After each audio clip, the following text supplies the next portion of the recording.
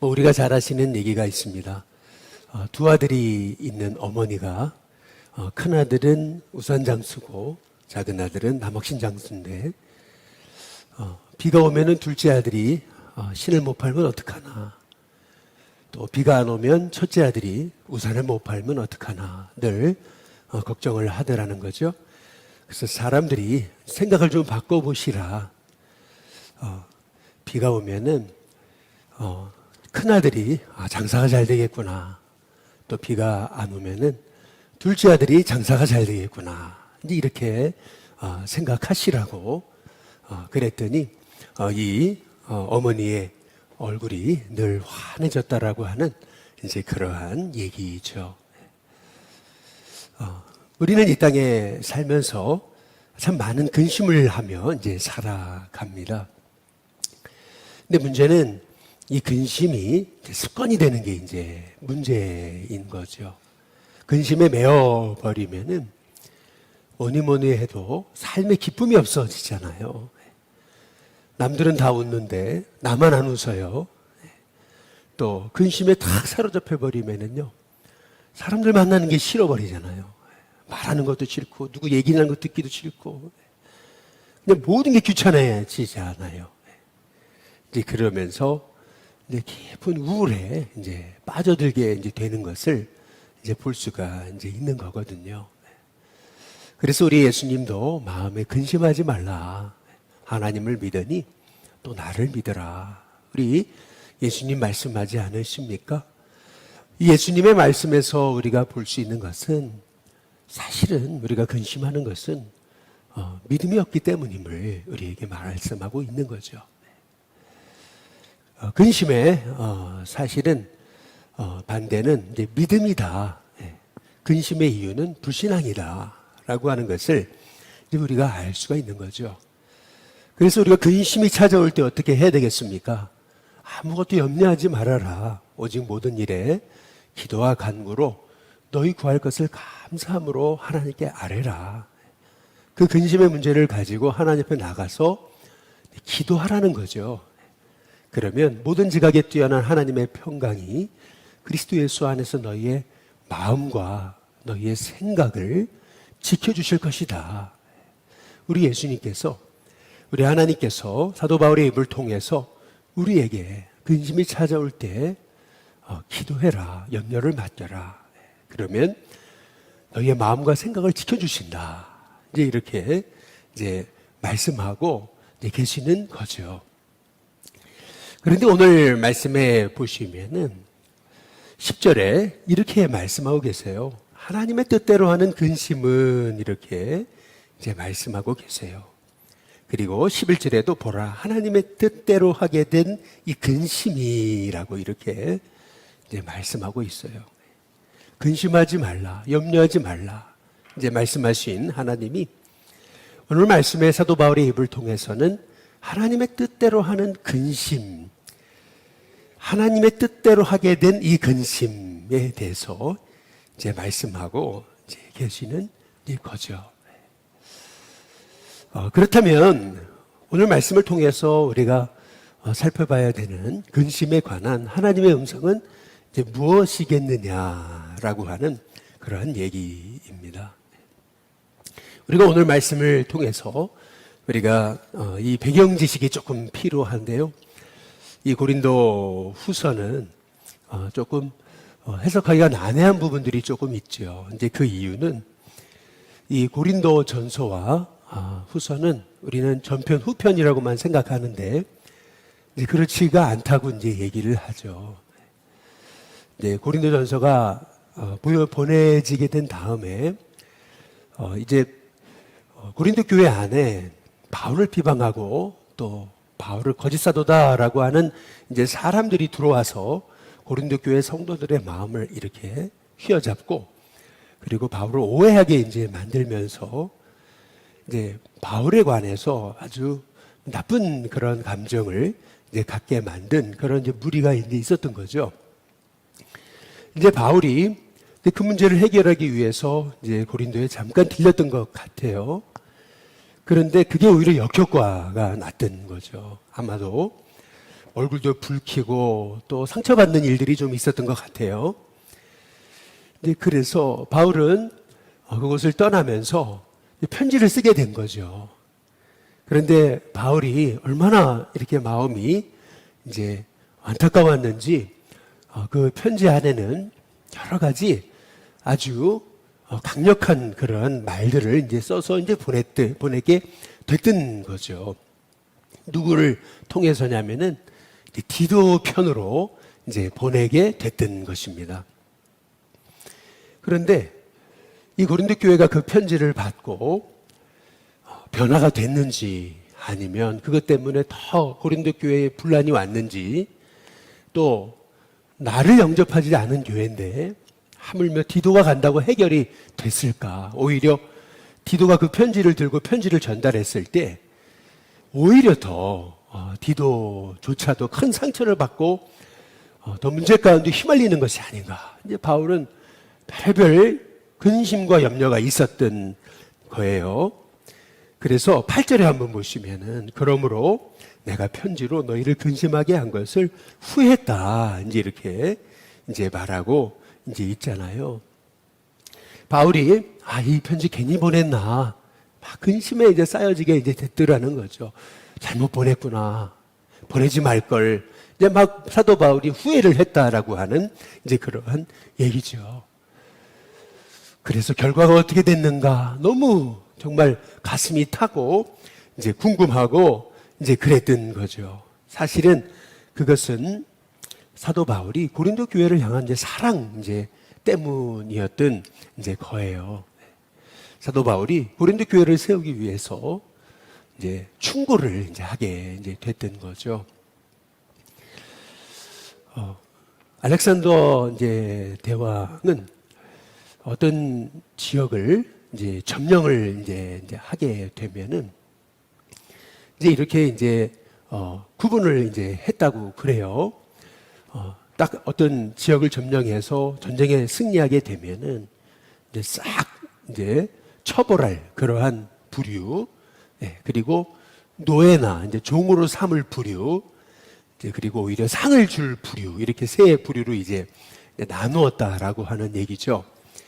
이제 그런데 한 번은 이제 신하가 우리가 이제 전쟁에서 이겨서 이제 승리한 그런 민족 중에서 정말 대단한 요리사가 있는데 우리 대왕님의 그 요리사로 좀 쓰시면 안 되겠냐고.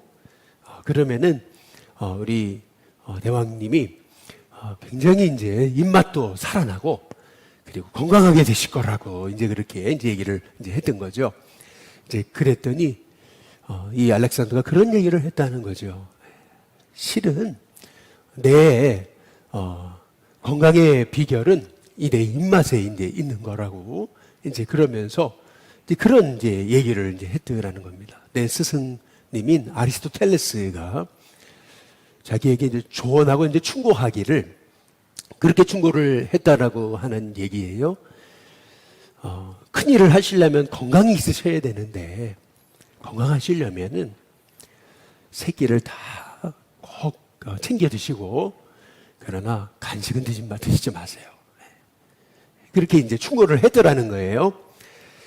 자기는 그 충고대로 지금까지 그렇게 건강을 지키며 관리하며 살아왔다는 거예요. 그래서 늘 식사를 할 때가 되면은 그러면은 이제 굉장히 내 입맛이 결국 내 건강의 비결이다 이제 이런 얘기를 이제 했더라라고 하는 얘기죠. 우리가 이 일화를 통해서 이제 볼 수 있는 것은 충고도 들을 만한 사람에게 해야 된다라고 하는 얘기예요.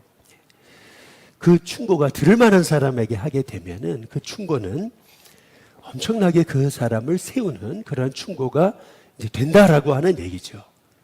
또한 충고도 다 때가 있는 거고, 그리고 또 충고라고 하는 것은 단순한 충고가 목적이 아니고 사랑에 입각한 그런 충고가 돼야 된다라고 하는 거죠.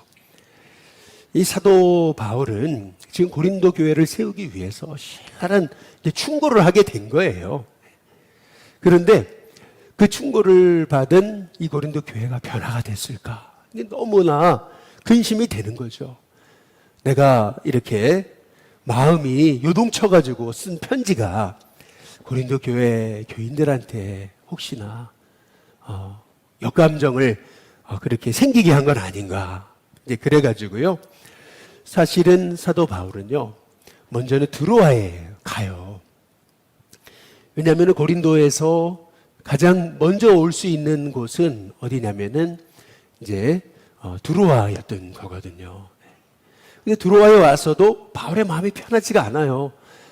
어떻게 됐을까? 너무 복음의 사역은 계속 열리는데, 근데 고린도 교회가 주님이 세우신 몸된 교회인데, 그 교회가 분란과 어려움이 있는 이러한 그 마음에 아픈 것이 이 사도 바울의 마음을 끊임없이 짓누르는 거거든요. 그래서 이 고린도 교회가 어떻게 됐는가, 그 편지를 받고 오히려 문제가 생기는 것은 아닌가 이제 걱정이 돼가지고, 여기 5절에 한번 보시면은 바울이 고린도에서 에게해를 건너가지고 어디로 가냐면은, 우리가 어디를 가죠? 마게도냐로 갑니다. 마게도냐에 이르렀을 때에도 여전히 육체가 편하지 못하고 사방으로는 환난을 당하고 밖으로는 다툼이고 안으로는 두려움이었다. 바울이요, 이 고린도 교회 형편을 알기 위해서 유럽까지 건너간 거예요. 고린도에서 바로 올 수가 있으니까. 그런데 6절에 한번 보시면은 이렇게 말하는 거거든요. 그러나 낙심한 자들을 위로하시는 하나님이 디도가 오므로 우리를 위로하셨으니 라고 이렇게 말합니다. 드디어 이 마게도냐에서 디도를 이제 바울이 만나게 이제 됐던 거죠. 근데 7절에 보니까 그가 온 것뿐 아니고, 그를 만난 것뿐 아니고, 오직 그가 너희에게서 받은 그 위로로 위로하고 너희의 사모함과 애통함과 나를 위해 열심히 있는 것을 우리에게 보고함으로 나를 더욱 기쁘게 하였느니라. 고린도 교회가 우리 사도 바울의 편지를 받아들고 변화되고 회개하고 달라졌습니다. 그들이 화해하고 용서하고 그들이 하나 되기 시작했습니다. 자기의 잘못을 깨닫기 시작했습니다. 그래서 사도 바울이 이제 이렇게 얘기한 거예요. 9절에 한번 보시면은, 내가 지금 기뻐함은 너희로 근심하게 한 까닭이 아니고 도리어 너희가 근심함으로 회개함에 이른 까닭이라. 너희가 하나님의 뜻대로 근심하게 된 것은 우리에게서 아무 해도 받지 않게 하려 함이라. 사도 바울은요, 이 고린도 교회가 그 편지를 받아들고 깊은 이제 우리가 잘못했구나, 이제 깊은 근심에 이제 빠져들게 된 거, 그것은 결국 그 근심을 통해서 회개함에 이르게 된 거, 이것이 결국 하나님의 뜻대로 하게 된 이제 근심의 결과였다라고 그렇게 이제 말하고 있는 거죠. 그래서 10절에서 바울이 이런 얘기를 하고 있는 거예요.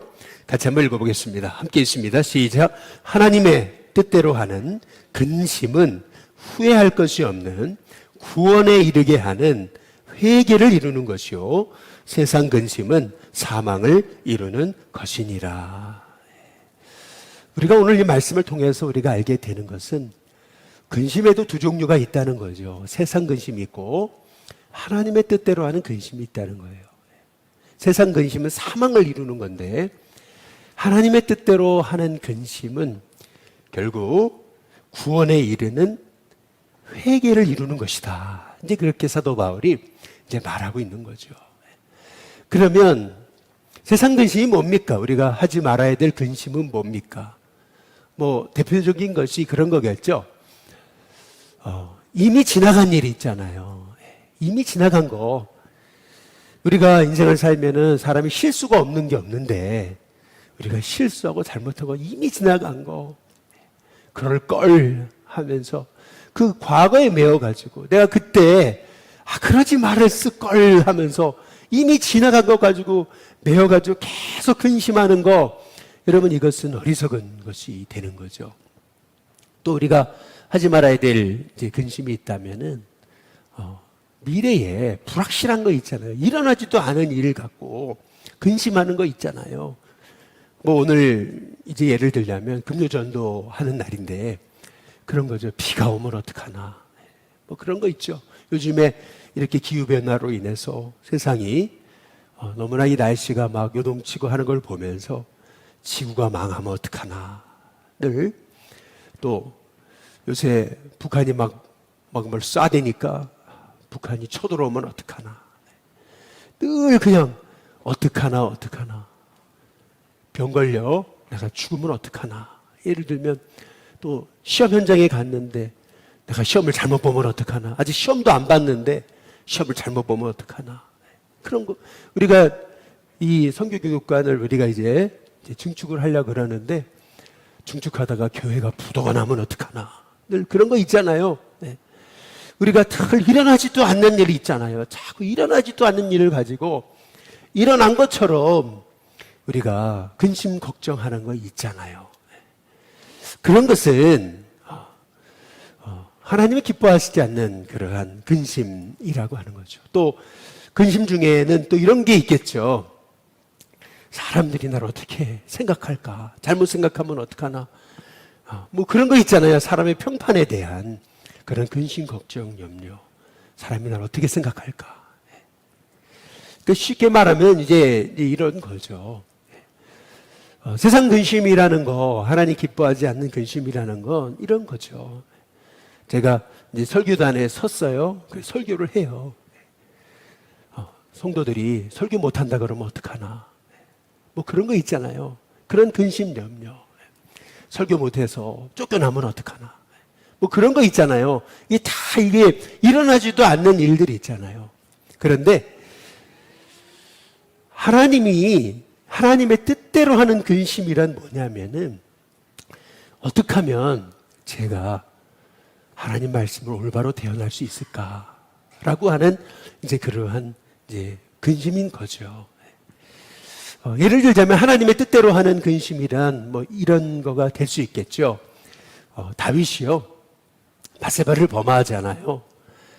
엄청난 죄를 짓고 이제 다윗이 이 사람들한테 알려주면 어떡하나. 여러분 이것은 세상 이제 근심이죠.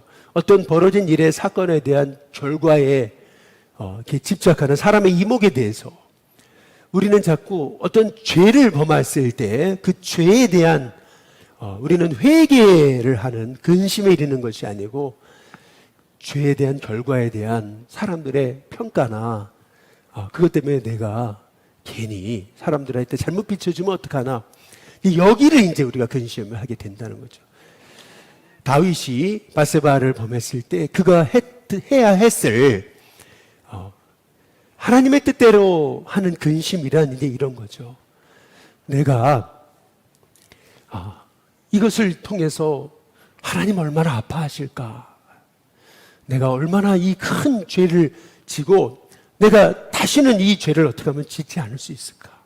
그런 그 하나님의 뜻대로 하는 근심을 해야 되는데 이렇게 자꾸 사람들한테 이게 비춰지면 어떡할까? 잘못되면 어떡할까? 이런 우리는 하나님의 뜻대로 우리가 근심하지 않더라라고 하는 그러한 얘기입니다. 이런 얘기가 이제 있어요. 근심해야 될 것을 근심하지 않으면 근심하지 않아도 될 것을 근심하게 된다라고 하는 이제 그러한 얘기가 이제 있습니다. 예를 들면 이제 이런 거죠. 우리 지금 다음 세대를 생각하면은 다음 세대가 계속 이제 복음을 이뤄가고 있잖아요. 뻔하잖아요. 다음 세대를 위해서 우리가 하나님의 뜻대로 근심하지 않으면은 그러면 다음 세대 10년 후, 20년 후, 다 어디 갔는가? 이제 그때 가서 이제 문제를 수습하려면 굉장히 어려운 거죠. 그런데 우리가 근심하지 말아야 돼. 어차피 하나님 근심하지 말랬잖아. 이제 그렇게 생각하면서 뭐 어차피 잘 될 건데 뭐 아무것도 안 해도 다 잘 될 거야. 하나님 근심하지 말라 그랬잖아. 여러분 이것은 지혜로운 모습은 아니라고 하는 거죠. 하나님의 뜻대로 근심하게 될 때 우리가 다음 세대를 더 귀히 여기지 못했구나. 우리가 다음 세대를 위해서 더 해야 될 일을 하지 않았구나. 하나님의 뜻대로 근심하게 될 때 여기 보니까 후회할 것이 없는 구원에 이르는 회개를 이루는 것이다. 아, 그렇구나.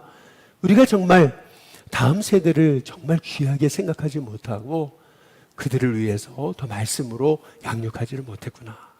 그러면서 후회할 것이 없는 이제 구원에 이르는 회개를 이루게 되는 거죠. 그래서 이제부터라도 우리가 다음 세대를 위해서 말씀에 훈련의 장도 세우고 환경도 만들고 그리고 우리가 투자도 하고 노력도 해야 되겠구나. 이렇게 우리가 하게 된다는 거죠. 그래서 여기 11절의 말씀에 보시면은 이렇게 말씀하시는 겁니다. 보라, 하나님의 뜻대로 하게 된 이 근심이 너희를 얼마나 어떻게 하게 해요? 간절하게 해요. 하나님의 뜻대로 하게 된 근심은 얼마나 간절하게 하는지 몰라요. 이 다음 세대를 생각하면은 간절해질 수밖에 없는 거잖아요. 하나님의 뜻대로 하는 근심 있잖아요. 뭐 어차피 나를 하나님의 사람으로 세우셨으니까 건강하게 하실 텐데 뭐 아무거나 막 먹고 아무렇게나 생활하면서도 하나님 근심하지 말랬잖아. 이렇게 이게 지혜로운 게 아니라는 거죠.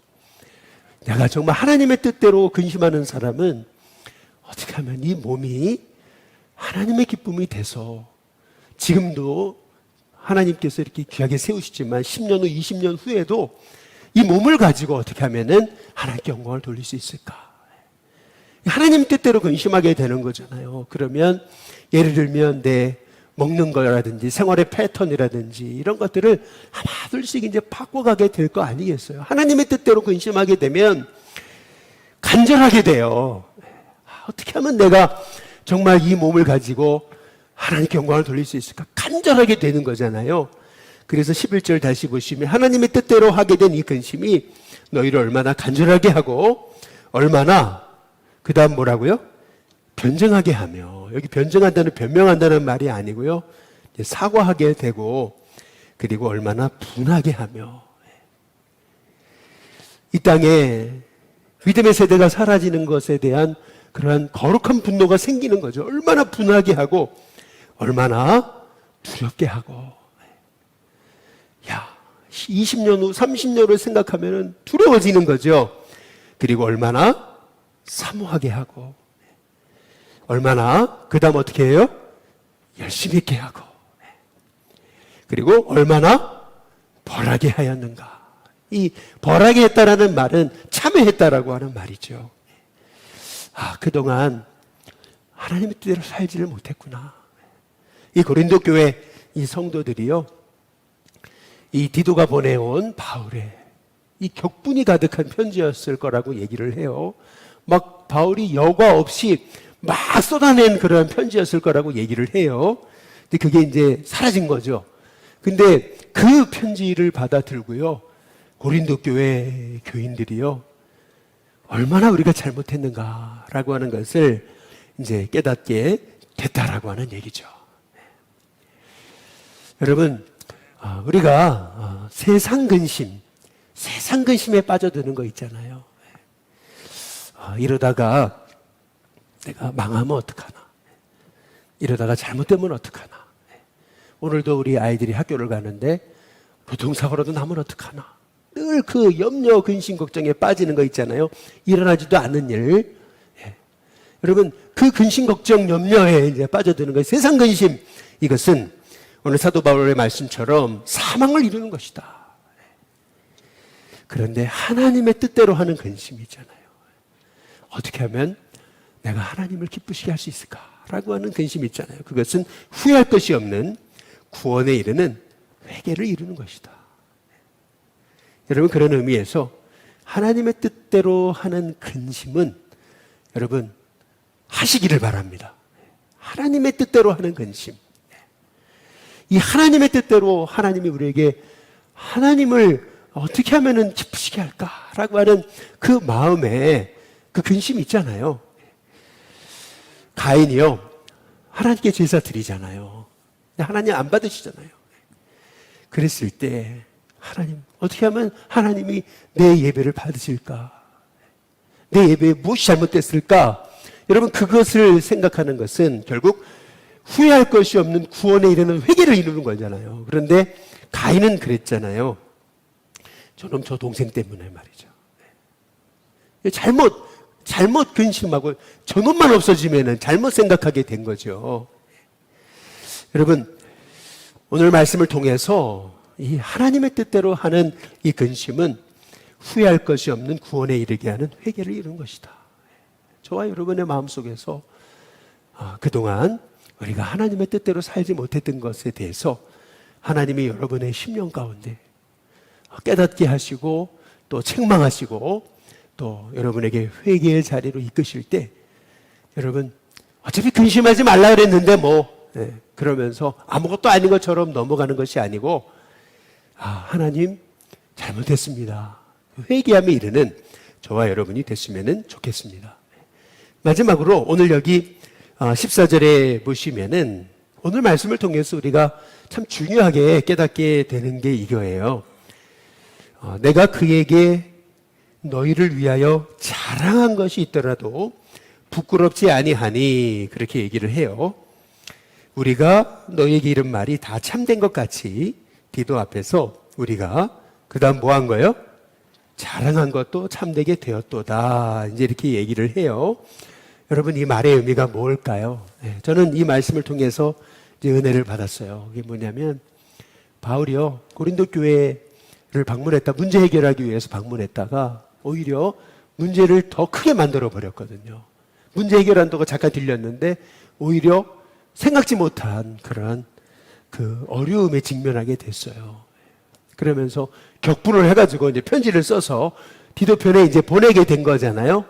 근데 디도편에 보내게 되면서도 바울은요 그랬다는 거예요. 고린도 교회를 자랑했다는 거죠. 저 고린도 교회는 어차피 안 돼. 어차피 끝났어. 어차피 네가 가도 소용없어. 이게 아니고 그렇게 고린도 교회가 자기를 힘들게 하고 상처 주고 아프게 하고 막 심한 말도 하고 막 그랬다고 얘기를 하는데 그럼에도 불구하고 여기 보니까 사도 바울은요 14절 우리 다시 보시면은요 내가 그에게라고 그러는데 그는 누구냐면은 디도를 말하는 겁니다. 너희를 위하여 자랑한 것이 있더라도 부끄럽지가 않대요. 왜냐하면은 우리가 너희에게 이런 말이 다 참된 것 같이 디도 앞에서 우리가 자랑한 것도 참되게 되었도다. 고린도 교회를 그렇게 자랑을 했거든요. 근데 그 말대로 그들이 그 말씀을 받아서 변화됐지 않았냐. 내 말이 맞았지 않느냐. 이제 이 얘기입니다. 이 말의 의미는 뭐냐면 고린도 교회가 그렇게 분란이 있고 바울을 힘들게 하고 상처 주고 했음에도 불구하고 바울은요 끝까지 고린도 교회를 신뢰했다는 거예요. 여기 그래서 16절에 내가 범사에 너희를 신뢰하게 된 것을 기뻐한다. 여러분 이 바울의 모습을 통해서 우리가 알게 되는 게 있어요. 그것은 뭐냐면 고린도 교회가 여러 가지 어려움이 있고 분란이 있고 또 자기를 상처 주었지만 바울은요 근심하고 걱정하면서도 바울은요 그래 고린도 교회는 반드시 변화된다. 고린도 교회는 반드시 세워진다. 그래서 디도를 보내면서 손전 고린도 교회는 안 돼 글러먹어서 틀렸어 그런 게 아니고 디도를 보내면서 그렇게 자랑했는데 고린도 교회를 그런데 그 자랑한 것이 헛되지 않게 됐다.